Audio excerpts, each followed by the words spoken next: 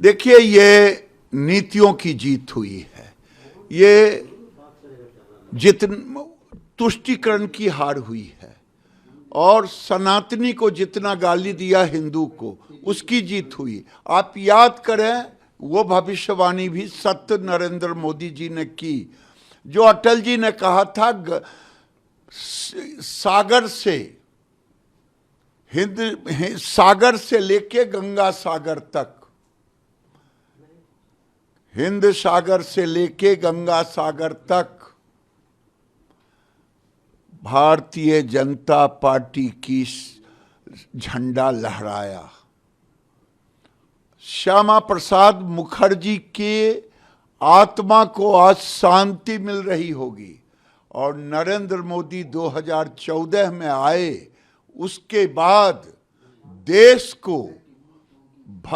का भरोसा बढ़ते गया नरेंद्र मोदी जी पर और बंगाल में भय हारा, नरेंद्र मोदी जी का भरोसा जीता।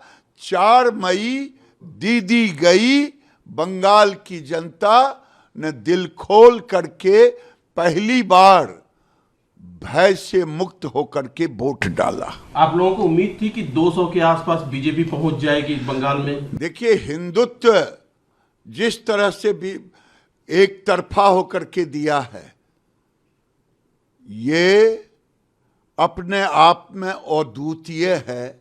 भद्रमान लोग से लेकर के सारे लोगों तक।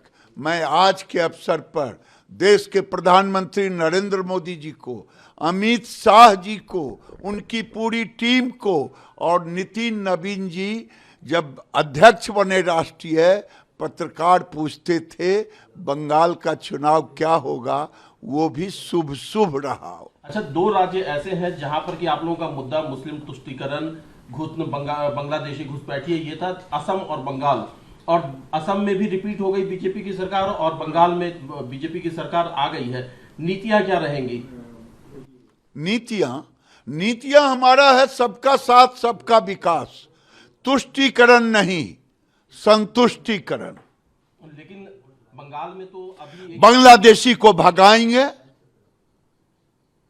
और गुंडा का गुंडागर्दी नहीं चलेगा, रामराज चलेगा। हमने तो कहा था बिहार के चुनाव पर बाद, अब अगले बिहार की जीत तो झांकी है, अगली बारी बंगाल की है, मोदी जी ने भी कहा। बंगाल में बीजेपी का कार्यकर्ता अब तो सुरक्षित रहेगा ना? बंगाल की जनता जब सुरक्षित रहेगी, बीजेपी कार्यकर्ता भी सुरक्षित रहेगा। फिर से बंगाल बहार होगा, आदोई केंद्र बनेगा। तमिलनाडु केचेरी में भी एनडीए की सरकार बनने जा रही है। केरल में कांग्रेस को संतुष्टि मिल रही होगी, क्योंकि केरल में संतुष्टि क्या मिलेगी? जो कांग्रेस सरकार बना ले, लेकिन कांग्रेस मुस्लिम लीग पार्टी की सरकार बनेगी। कांग्रेस की सरकार नहीं बनेगी केरल में।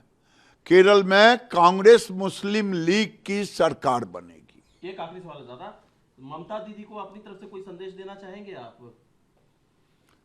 ममता दीदी को यही कहूंगा, ममता दीदी, आपने देश की हित को कम देखा, वोट के हित को ज्यादा देखा। मुसलमानों को आपने वोट बैंक बनाया, हिंदुओं का सत्यानाश किया।